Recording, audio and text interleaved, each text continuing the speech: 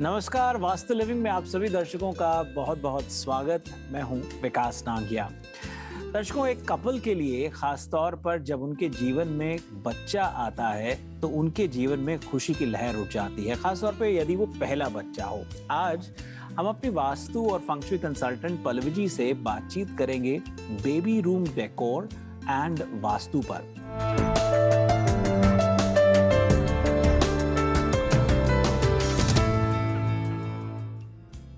आइए सबसे पहले उनका स्वागत करते हैं। पल्लवी जी, कार्यक्रम में आपका बहुत बहुत स्वागत। शुक्रिया। देखिए, इसमें तो कोई शक नहीं कि एक पेरेंट्स के लिए खुशी की लहर होती है, एक खुशी का माहौल होता है। और पेरेंट्स के लिए ही क्यों, घर में यदि ग्रैंड पेरेंट्स हैं, फ्रेंड्स हो, जो लोग चाहते थे कि उनकी फैमिली एक्सपैंड हो और बच्चा होता है, तो सभी तैयारी कर रहे होते हैं। और ये सब तैयारियां बेबी शावर के समय से शुरू हो जाती हैं कि घर का, बच्चे के रूम का डेकोर कैसा होगा। हमारे आज के विषय के बारे में क्या कहेंगे? बहुत अच्छा विषय है। जैसे बोलते हैं ना कि ये विषय का नाम सुनते ही एक मुस्कान आ जाती है, क्योंकि बहुत सारा जब आप नया घर खरीदते हो तो वो कपल का एक्साइटमेंट डिफरेंट होता है, लेकिन ये सारी फीलिंग, सारा एक्साइटमेंट एक तरफ, और अगर बेबी रूम बनाना है उसकी जो फीलिंग होती है वो एक ज्यादा ही एक्साइटेड और इतनी ज्यादा उसके साथ इमोशन जुड़े होते हैं। जो कपल अपना पहला बच्चा हो, दूसरा हो, जो भी तरह के बच्चे हों, लेकिन हर कपल के साथ एज अ वास्तु कंसल्टेंट काम करते दौरान मैंने एक चीज पाई है कि अगर उनका पहला बच्चा हो, दूसरा बच्चा हो, उनका तीसरा बच्चा हो, ट्विंस आने वाले हो, एज अ वास्तु कंसल्टेंट जिन घरों के कंसल्टेशन हो चुके हैं उनके अंदर भी इस तरह की जब जरूरत आती है वो इमीडिएटली कॉल करते हैं कि Pallavi, we are so excited और हमें बेबी रूम बनाना है। और काफी सारे कंसल्टेंसी ऐसे भी आते हैं कि पल्लवी, हम लोग बेबी रूम का प्लान करते हैं और वास्तु कंसल्टेशन का पर्पस यही होता है कि हमें बेबी रूम बनाना है और टेंटेटिवली हमारे पास ये मंथ, ये डेट, ये वीक दिया गया है। और क्या आप पहले बता सकते हो कि बेबी रूम कौन सा होना चाहिए कि आप बाद में बताओगे? तो छोटे छोटे कपल के क्वेश्चंस होते हैं जो मैं आपको अपना अनुभव, अपनी केस स्टडी आपके साथ शेयर करना चाहूंगी। और सबसे इम्पोर्टेंट बात कि जैसे आज के ज़माने में बेबी रूम के लिए कुछ कलर्स फिक्स ही हो चुके हैं। जैसे लड़की हो तो पिंक, अगर आप बेबी शावर में भी पिंक डेकोर देखोगे तो लोग समझ पाते हैं कि यहाँ पे बेबी गर्ल है। अगर डेकोरेशन में ब्लू कलर्स का थीम अगर आप देखते हो तो लोग समझ पाते हैं कि यहाँ पे बेबी बॉय है। तो उनके कमरे बनाने किस तरह से चाहिए, दिशाओं का सिलेक्शन कैसे होता है, क्या सच में बेबी बॉय का कमरा सिर्फ ब्लू होना चाहिए या बेबी गर्ल का कमरा सिर्फ पिंक होना चाहिए, और वास्तु के अनुसार उसमें किस तरह की रचनाएं होती है। छोटी छोटी टिप्स बेबी कमरे के बारे में, यानी कि अलग अलग तरह के बेबी रूम के डेकोरेशन के बारे में वास्तु के नियम से, वास्तु के माध्यम से समझने की कोशिश करेंगे। जी पल्लवी जी, बिल्कुल एक्साइटमेंट होती है पूरे परिवार के अंदर। और ये बिल्कुल सही सवाल पहला तो यही होता है कि भाई क्या पेरेंट्स बच्चे को अपने साथ अपने ही मास्टर बेडरूम में उसका जो उसकी क्रिब होती है वो रख लेंगे, या फिर उसके लिए एक अलग सा रूम बनाएंगे। अब जो लोग अफोर्ड कर पाते हैं वो ज़रूर एक अलग सा रूम भी सोचते हैं। जो लोग अलग रूम नहीं बना पाते वो भी इस बारे में सोचते हैं कि क्रिब किस तरह से रखी जाएगी। तो सवाल दो जो एक साथ है कि यदि तो अपॉर्चुनिटी है आपको एक कमरा अलग से बेबी के लिए डिवोट करने के लिए, तो वो किस दिशा में हो, किस तरह से हो, एक तो ये समझ लें। और यदि नहीं है तो यदि वो मास्टर बेडरूम में ही बेबी क्रिब रखते हैं, खास तौर पे कुछ समय के लिए तो बहुत से लोग रखते ही हैं क्योंकि बेबी बहुत छोटा होता है, तो उनके लिए भी क्या हिदायत रहेगी कि भी किस तरह से रखें, कहीं पे किसी भी किस्म का कोई वास्तु दोष ना हो? जैसे कई बार अलग अलग एज ग्रुप के हिसाब से हमें बेबी रूम बनाने का मौका मिलता है। बेबी छोटा होता है, फिर भी क्लाइंट चाहते हैं कि मुझे एक प्रिंसेस रूम बनाना है। और बेबी अगर एक बिल्कुल लाइक एक एज के बाद उनको कैसे सुलाएंगे, किस तरह से रखेंगे। आज के मार्केट में अगर आपने देखा हुआ हो तो मार्केट में क्रीप भी इस तरह के ऑप्शन के साथ मिलने शुरू हो चुके हैं कि वही क्रीप को आप अलग अलग एज के बाद आप उसके प्रिंसेस के कमरे में या अपने प्रिंस के कमरे में आप उसका पूरा बेड कन्वर्ट कर सकते हो। तो पहले बेबी रूम बनाने के लिए पहली शुरुआत ये होती है कि क्रीप के कलर कौन से होने चाहिए। क्रीप में 3-4 अलग अलग तरह के कलर्स आते हैं। वही क्रीप को अगर आपको बच्चों के बेड में कन्वर्ट कर देना हो तो वो क्वेश्चन तो क्रीप के खरीदने से पहले ही आ जाना है। स्वाभाविक है कि उसका कलर कैसा होना चाहिए, व्हाइट, ग्रे, ब्लू, फिर ब्राउन कलर जैसा आता है, कुछ डार्क ब्राउन चॉकलेट कलर जैसा आता है, कई बार 2 कलर स्टोन के अंदर आते हैं। सो ऐसे 3-4 ऑप्शन आते हैं। यहाँ पे इस पूरे प्रोग्राम के बारे में बात करने से पहले हम इस पे डिसाइड करते हैं कि हमें बेबी गर्ल का कमरा कैसे बनाना चाहिए, बेबी बॉय का कमरा कैसे बनाना चाहिए जी। अब हमारे पास बेबी बॉर्न यानी कि बच्चा आने के बाद जब वास्तु कंसल्टेशन की अपॉर्चुनिटी मिलती है, हमें क्लाइंट हायर करते हैं, तो सबसे पहले एज ए वास्तु कंसल्टेंट होने के नाते हम बच्चों के नाम और डेट ऑफ बर्थ से उनकी डायरेक्शन देखते हैं। नो डाउट उस वक्त बच्चा बहुत छोटा हो, नो मैटर वो अपने माता पिता के साथ सोता हो, लेकिन सूनर और लेटर जब बच्चे का कमरा बनाना है तो हम उसकी डेट ऑफ बर्थ से ये दिशा डिसाइड करते हैं कि भैया आपके घर का स्ट्रक्चर ऐसा है, तो आप अपने घर में बच्चों के लिए, बेबी गर्ल के लिए या बेबी बॉय के लिए उसकी डेट ऑफ बर्थ से जब कभी कमरा बनाओगे तो हम रूम सिलेक्शन उनको पहले देते हैं कि इस तरह के रूम की रचना बना सकते हो। तो पहले हर घर के अनुसार, हर माता पिता जो भी घर का मुखिया है उसके अनुसार जो स्ट्रक्चर और उनके पास अवेलेबल रूम होते हैं उसके अनुसार, बच्चों की नाम और डेट ऑफ बर्थ के अनुसार हमें उनको रूम का सिलेक्शन देना होता है। बहुत सारे लोग ऐसा होता है कि जब बच्चे पैदा होते हैं तब उनके माता पिता अपने पास रखते हैं बच्चों को, लेकिन उसके साथ साथ वो प्लानिंग करना शुरू कर देते हैं। और काफ़ी सारे कपल हमें ऐसे भी मिलते हैं, काफ़ी सारे पेरेंट्स हमें ऐसे भी मिलते हैं कि इतने सुपर डुपर एक्साइटेड होते हैं कि बच्चों के बर्थ से पहले ही वो कंसल्टेंट को हायर करते हैं। अभी सबको पता है कि अलग अलग कंट्री वाइज अलग अलग रूल्स एंड रेगुलेशन होते हैं, लेकिन जो बाहर की कंट्री है वहाँ पे तो उनको पता चल जाता है कि उनका जेंडर कौन सा है। और मेरे अभी कुछ ओकाला में क्लाइंट्स है तो उन्होंने डिसाइड किया है उनका पहला बच्चा है, तो they don't want to know कि उनको जानना नहीं है कि उनका जेंडर कौन सा है, फिर भी वो हमें हायर कर रहे हैं कि बेबी का कमरा कैसे बनाना चाहिए। तो जहाँ पे जेंडर पता हो वहाँ पे आसान हो जाता है, जहाँ पे बच्चा बर्थ के बाद कंसल्टेशन होता है आसान हो जाता है।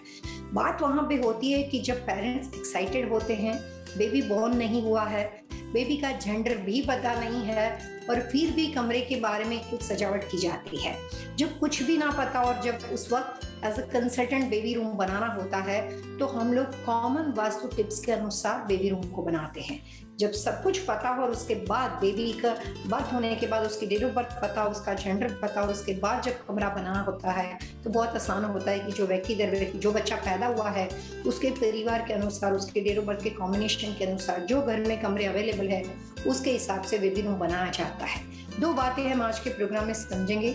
बेबी रूम का सिलेक्शन किस तरह का नहीं होना चाहिए जो बच्चे की हेल्थ के ऊपर बुरा इफेक्ट कर सकता है, और बेबी रूम में खास कुछ ऐसी वास्तु टिप्स जो बच्चों की जब बच्चा पैदा होता है, एक एज उम्र का होता है, तब उस वक्त उनके पास बहुत सारे ऐसी चीजें होती है जो आप बच्चों के आसपास उसके रखरखाव में वास्तु के अनुसार डेकोरेशन में अगर आप उसका इस्तेमाल करते हो एज अ डेकोर उस कमरे के अंदर, तो उससे बच्चे की जो डे बाय डे की एक्टिविटी होती है, जो उसकी किसी भी चीज़ को देख के ऑब्जर्वेशन के थ्रू उसकी जो एक्साइटमेंट, उसका जो अनुभव, उसकी जो फीलिंग होती है, उसकी जो हैप्पीनेस होती है, वो बढ़ाने में और बच्चों के कॉन्सेंट्रेशन को डेवलप करने में आपकी हेल्प कर सकती है। जी, तो वक्त एक छोटे से ब्रेक का। ब्रेक के उस पार हम पल्लवी जी से जानेंगे कि किस दिशा में कमरा होना उचित है, किस दिशा में कमरा होना अनुचित है, और यदि आपने जाने अनजाने में कोई कमरा अगर शॉर्टलिस्ट कर भी लिया है तो उसको उसमें किस तरह से हम वास्तु अनुसार कुछ चीज़ें ऐसी कर सकते हैं जिनसे बच्चे के विकास में, उनके उसके मानसिक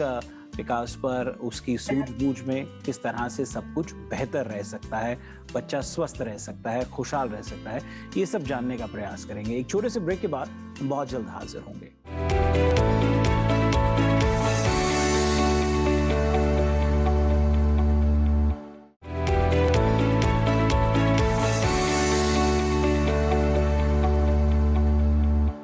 स्वागत आप सबका एक बार फिर से। आज वास्तु लिविंग में हम पल्लवी जी से बातचीत कर रहे हैं baby room decor and vastu विषय पर। पल्लवी जी, कार्यक्रम में आपका फिर से स्वागत।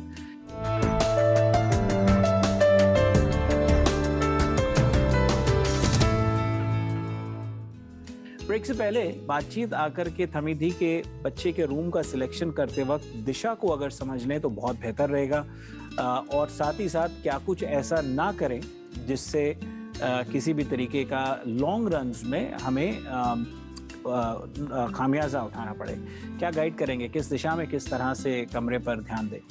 जब कई बार पेरेंट्स एक्साइटेड हो और जेंडर के बारे में कोई नॉलेज ना हो, और अगर आप बेबी के बर्थ से पहले उसका कमरा बनाते हो, तो वहाँ पे वास्तु के अनुसार अगर आपको मौका मिलता है तो कंबाइंड तौर पे आप पूरे घर में कहीं पे भी नॉर्थ ईस्ट का कमरा होता है, सबसे पहले ईशान कॉर्नर का कमरा जो भी मास्टर बेडरूम में माता पिता के पास में पड़ता हो तो बहुत अच्छा है। तो कॉमन वास्तु की टिप्स ये है कि अगर आपको बच्चे का जेंडर नहीं पता है, आपको ये भी नहीं पता है कि बच्चे को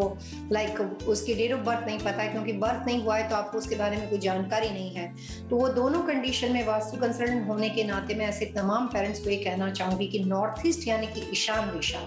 एंड नॉर्थ यानी कि उत्तर दिशा, ये दोनों ऐसी कॉमन डायरेक्शन है जो आप वहाँ पे बेबी रूम बना सकते हो, और वहाँ पे आप उनके लिए जो भी बच्चों के खिलौने, जो भी तरह के क्रीम, जो भी प्लानिंग आपको एडवांस में करना है वो सारा आप कर सकते हो। कुछ खास टिप्स मैं ऐसे लोगों को कहना चाहूंगी जिनको जेंडर पहले से पता है और उसके बाद वो बच्चा भी पैदा नहीं हुआ है, उसको बर्थ डेट नहीं, हमारे पास बेबी बर्थ नहीं हुआ है, लेकिन उनको जेंडर पता है कि लड़का है क्या लड़की है। तो उस कंडीशन में उस तरह के जो पेरेंट्स होते हैं जिनको जेंडर पता है लेकिन बेबी बर्थ नहीं हुआ है, तो उस कंडीशन में अगर उनको ये पता हो कि बेबी गर्ल है तो वो उनका कमरा नॉर्थ वेस्ट यानी कि वायव्य कोण में वास्तु के नियम के अनुसार बना सकते हैं। उस तरह की व्यवस्था वहाँ पे होनी भी जरूरी है, क्योंकि आगे प्रोग्राम में मैं ये बताने वाली हूँ कि दिशा के अलावा भी किस तरह के कमरे बेबी रूम के लिए आइडियल नहीं माने जाते, जिसकी वजह से बच्चे के डेवलपमेंट पे नुकसानदेह इफेक्ट हो सकती है। तो हम वास्तु दोष के बारे में भी बात करेंगे, लेकिन जहाँ पे जेंडर पता हो तो वहाँ पे बेबी गर्ल का कमरा जो है वो कॉमन वास्तु शास्त्र के नियम के अनुसार नॉर्थ वेस्ट में बेबी गर्ल का कमरा बना सकते हो। और अगेन वन मोर टाइम, अगर बेबी बॉय है तो उसका कमरा आप नॉर्थ ईस्ट यानी कि ईशान दिशा में बना सकते हैं। जी, अब साथ ही साथ हमें ये भी बताएं कि किस दिशा में नहीं हो या क्या कुछ ऐसा करें जो अनुचित है, जो वास्तु एटलीस्ट मान्यता नहीं देता है।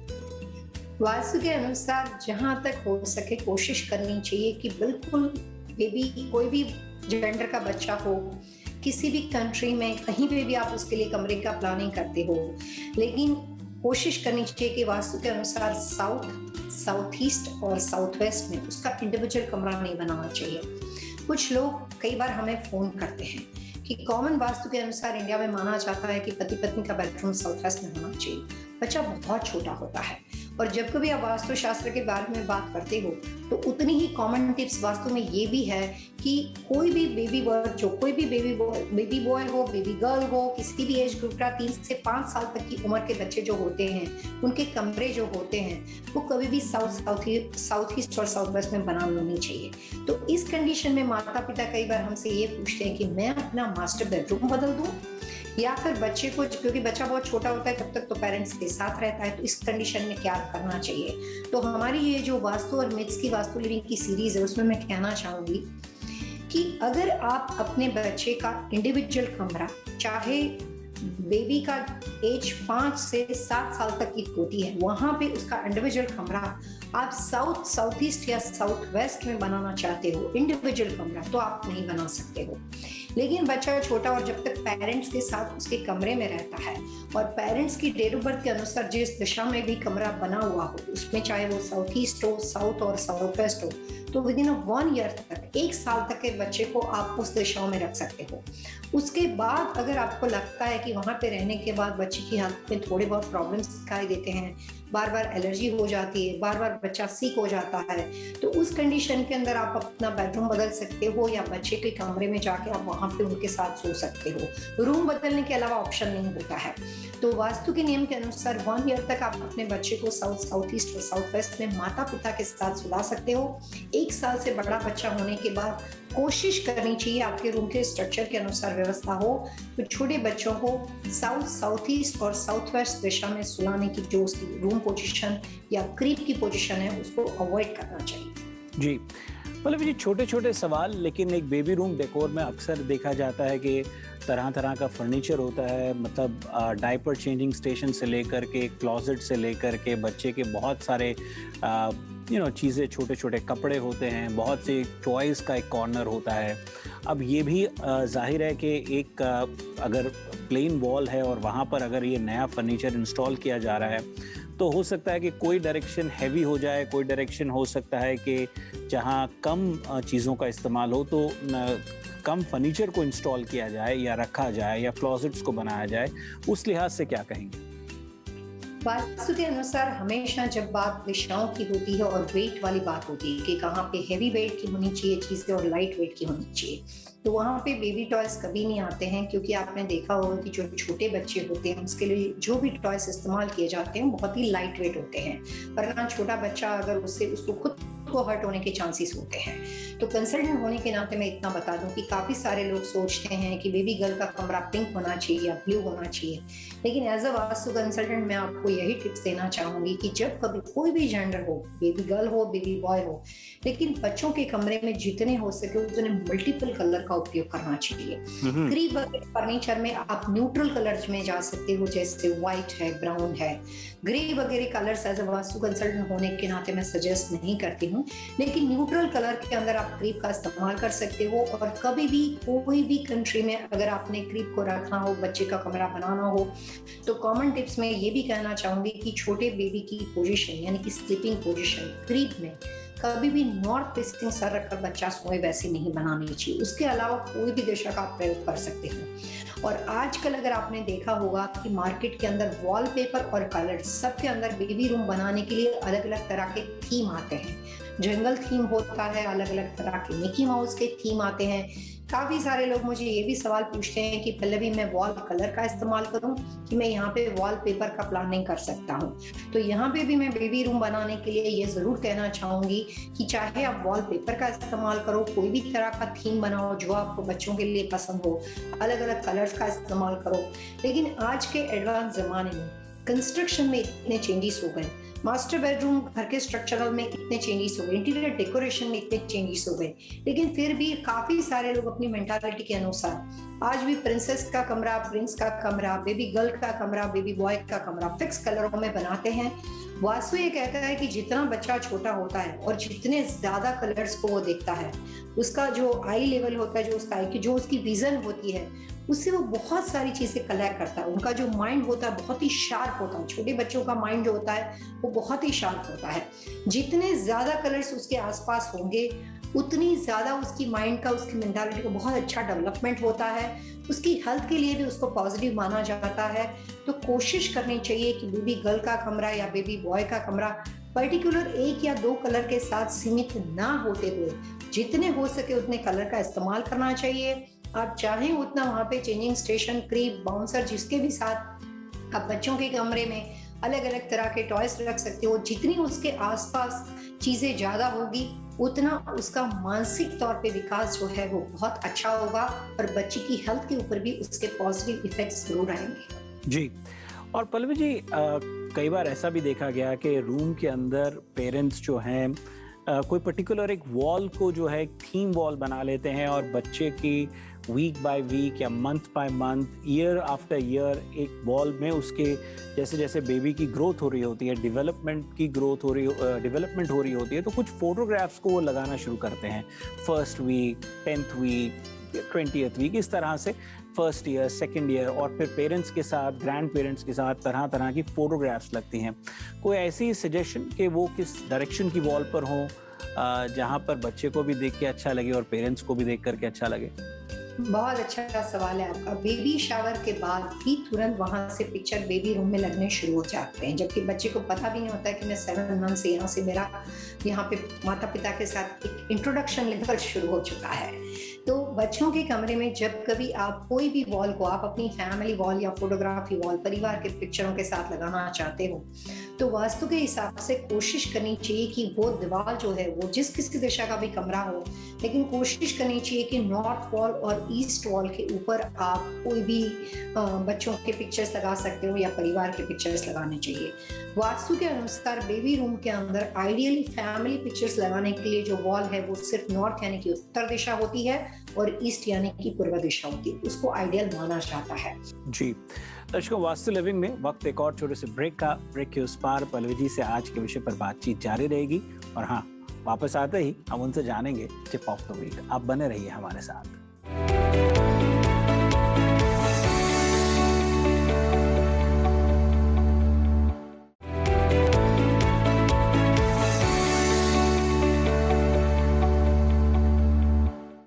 स्वागत आप सबका एक बार फिर से। आज पल्लवी जी से बातचीत हो रही है बेबी रूम डेकोर और वास्तु विषय पर।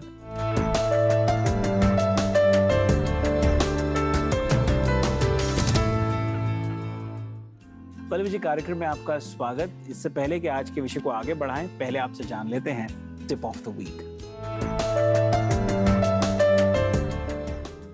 जैसे हमने एक प्रोग्राम में बात की कि जितने हो सके उतने ज्यादा कलर्स का इस्तेमाल बच्चों के कमरे में करना ही चाहिए, बेबी कोई भी तरह के जेंडर के साथ बच्चा बिलोंग करता हो। लेकिन मैं ये जरूर कहना चाहूंगी कि वास्तु के अनुसार जहाँ पे भी आप बेबी रूम बनाते हो, अगर वो इंडिविजुअल रूम हो, उसके साथ साथ और कोई भी आपकी ऑफिस की रचना, आपका पूजा घर, पेरेंट्स का कमरा, अगर आपके पास कंस्ट्रक्शन स्ट्रक्चर के अनुसार अच्छी स्पेस हो और अगर आप उसका इंडिविजुअल रूम बनाते हो तो वो बेबी के लिए अच्छा होता है। बच्चा वहाँ पे सोता है, बच्चा वहाँ पे नहीं सोता है। जो बच्चे माता पिता के साथ सोते हैं, बहुत छोटे होते हैं, उनको भी आप इतना पेरेंट्स कर ही सकते हो कि जब दिन में वो खेलता है, जब वो उसका प्ले का टाइम होता है, तब जाके उसका कमरा जहाँ पे आपने चाव से इतने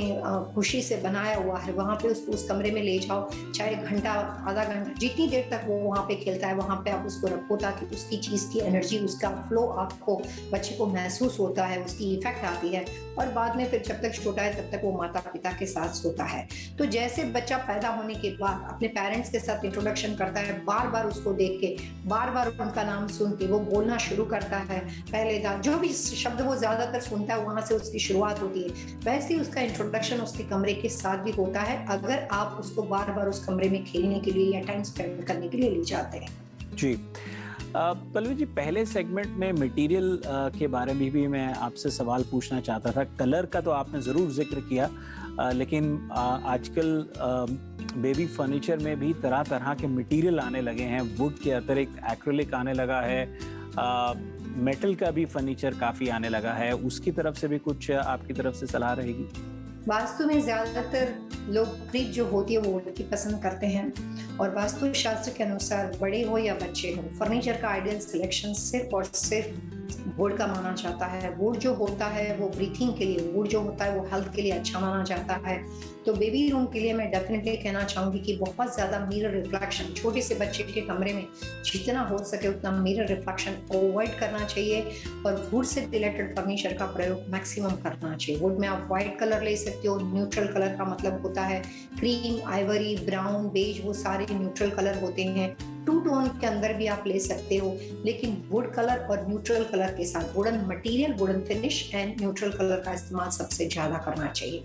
साथ में मैंने बहुत सारे चेंजेस लाइफ में देखे हैं। न्यूयॉर्क और इंडिया के अंदर जो बॉम्बे है, जैसे काफी कंजेस्टेड सिटी में रहने वाले लोग होते हैं, उनके घर में भी जब छोटा बच्चा आता है उनका भी एक्साइटमेंट उतना ही होता है, लेकिन वहां पे परेशानी होती है स्पेस की, कमरों की। तो उस कंडीशन में जब दो बच्चे होते हैं, एक बच्चा बड़ा होता है और दूसरा बेबी आने वाला होता है, और आपके पास कमरे भी कम है, आप अपार्टमेंट में हो, टाउन होम में हो, आपके पास स्पेस की कमी है, तो उस कंडीशन में जब पेरेंट्स को बच्चों के कमरे बनाने होते हैं, जो उसमें पहला बच्चा जो है वो एक एज ग्रुप का है, मैच्योर है समटाइम्स, और दूसरा बच्चा बहुत छोटा है, तो ऐसे सवाल भी वास्तु कंसल्टेंट होने के नाते हमें मिलते हैं कि भैया मेरा बेटा जो है वो 13 साल का है और उसके बाद बच्चा दूसरा पैदा हुआ है, वो बहुत छोटा है, तो उसका कमरा हमें बनाना, और हमारे पास एक ही कमरा है। तो यहाँ पे भी मैं कंसल्टेंट होने के नाते इतना ही कहना चाहूंगी कि दो बच्चे, दो कोई भी तरह के जेंडर के हो, लेकिन जब कभी एक कमरे को दो बच्चे शेयर करते हैं, तो जहाँ पे आपने अपने फर्स्ट बेबी का, यानी कि फर्स्ट किड्स का रूम, जहाँ पे जो भी लंबा सा बेड बना है या जो भी व्यवस्था की है, उसके बाद दूसरा क्रीप जब आप उस कमरे में रखते हो, या वहाँ पे आप दूसरा बेबी प्लानिंग के लिए जो भी उसके लिए कमरा बनाते हो, तो आप वॉल को स्प्लिट कर सकते हो, और जहाँ पे आपने अपनी एक मैच्योर एज के बच्चे का कमरा बनाया है, उस वॉल को आप प्लेन रख सकते हो, लेकिन जहाँ पे आपने बेबी क्रीप बनाई है वहाँ पे फर्नीचर डेकोरेशन के माध्यम से, उसके आसपास जो अलग अलग तरह के मार्केट में बहुत सारी बच्चों के खिलौने आते हैं, उसके माध्यम से, सीलिंग के ऊपर कोई भी हैंगिंग के माध्यम से आप उस बेबी एरिया को, बेबी स्पेस को, जहाँ पे छोटे बच्चे का कमरा बनाने का प्लानिंग करते हो, उसको वॉल स्प्लिट करके एक वॉल अपने मैच्योर बच्चे के लिए और दूसरा छोटी बेबी के लिए, जो भी आप अपने दिल से जो भी डेकोरेशन करना चाहते हो, मल्टीपल कलर करना चाहते हो, वो सारी चीज लगा सकते हो। उससे आपके पहले बच्चे के ऊपर कोई नेगेटिव प्रभाव नहीं होगा। बच्चे हमेशा जितने ज्यादा कलरफुल चीजों के साथ बड़े होते हैं, ग्रो अप होते हैं, उतना उतनी उसकी हेल्थ के लिए साइंस के हिसाब से भी अच्छा माना जाता है। जी, बहुत ही अच्छे सुझाव पल्लवी जी आपकी ओर से। दर्शकों, वास्तु लिविंग के आज के एपिसोड में इतना ही। यदि आज के एपिसोड से संबंधित आपके मन में कोई सवाल हो, सुझाव हो, आप चाहते हो कि हम पल्लवी जी से अन्य किसी विषय पर बातचीत करें, तो आप हमें ज़रूर लिखें। आप हमें लिख सकते हैं vastu@tvasiausa.com पर, दैट्स VAASTU@tvasiausa.com। और पल्लवी जी से सीधा संपर्क करने का सरल आसान तरीका pallavichellawada.com। अगले अंक तक के लिए आइए पल्लवी जी दर्शकों से मिलकर के आज्ञा लेते हैं। Wish you all happy vastu living.